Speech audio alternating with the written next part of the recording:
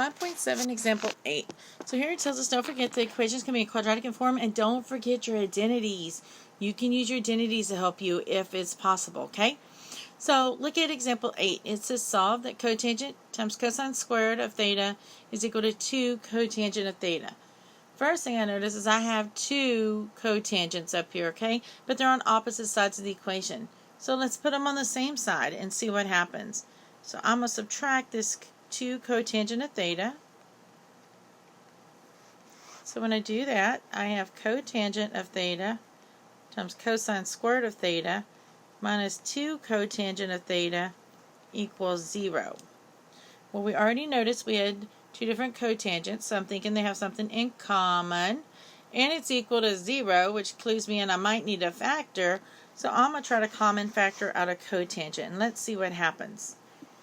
Alright, so if we take out a cotangent of theta, when I take it out of this first group, it's going to cancel, and I'm left with cosine squared of theta minus, when I take out cotangent on the second one here, I'm not going to write it out, it's going to cancel, and I'm left with a 2.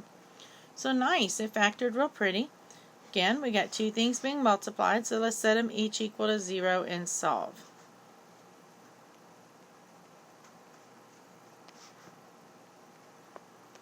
Alright, I'm going to go ahead and solve this. The first one's got cotangent by itself already, so let's go ahead and let's solve out the second one here. So we're going to add the 2, and so we have cosine squared of theta equals 2. Get rid of the square by taking the square root, and so cosine of theta is equal to plus or minus the square root of 2. Alright, so,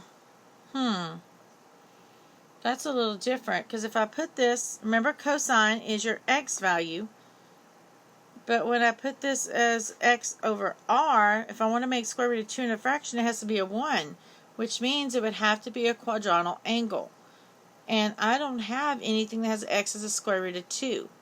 Now if you put square root of 2 in your calculator, you're going to see that that's bigger than 1. And remember, sine and cosine have to be between -1 and +1 in order for us to have an angle, okay?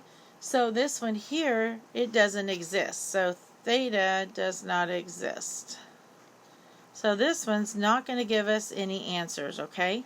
There's nowhere, if our unit circle goes from -1 at the bottom to +1 at the top, positive square root of 2 is up here, negative square root of 2 is down there, it's outside of the circle, okay? So we're not going to have an angle there. It doesn't exist.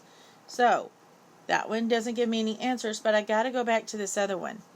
Now cotangent of theta, remember cotangent is x over y. So if I made this into a fraction, my y is going to be a 1, which is telling us this is a quadrantal angle.